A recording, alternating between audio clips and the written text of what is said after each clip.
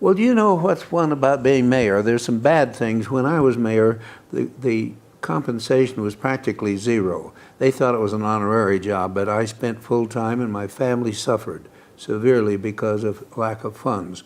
So I got to see presidents, prime ministers, kings.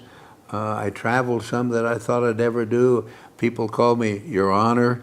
And the telephone company came to me and they said, we are switching to what's being called direct dial. And we're going to switch at midnight. We would sure like it if you'd come up and make the first call. I said, at midnight? They said, yeah. I said, I'll be there. So up I went, and they said, who do you want to call? I said, my brother in Springfield, Missouri. So they said, okay, and they set it up. I got pictures of it here someplace. And so they said, now what's his number? And I told them. They said, all right, and I dial. I don't think we dialed 1 then, maybe so.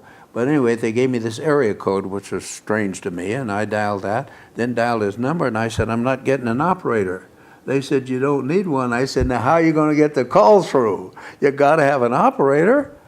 Because in my day, we made a call, we all gathered around, and we made the call short and sweet. Don't forget, it's long distance. It's your sister. Here, hold it. That's it. Back.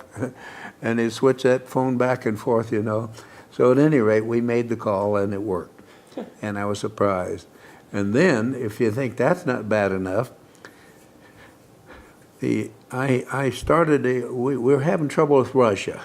And we were rattling sabers all over the place. And so we didn't have a civil defense organization here. So I worked real hard to get it going.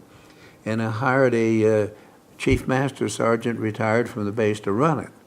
And we set it up in the city-county building.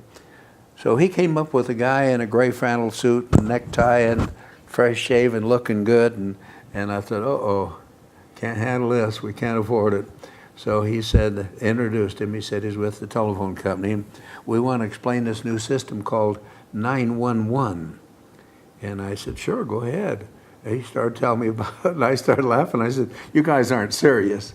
Sure we are. I said, no, you can't be. If there's a fire, I'm going to dial some other number. No, I'm calling the fire department. If I need a cop, I'm calling the police. If I need something else, I'm dialing on and getting the operator, and she'll do it. No, it won't work. I said, well, it's always worked before, so it's nice talking with you. Goodbye. Send them scooting. But they didn't give up. They came back. And meantime, I slept on it and talked to some others, and pretty soon they were back in. I said, well, I guess you can set it up down to civil defense, and you got people there to run it. It's not going to cost us anything. We'll try it. So we tried it. We went to the county, and they said, you guys in the city will fall for anything. We're not about to get involved in that. Goodbye. They chased me out. So it was some time before they came in on it. And then, of course, we did set up a 911 facility. And darn if it hasn't worked.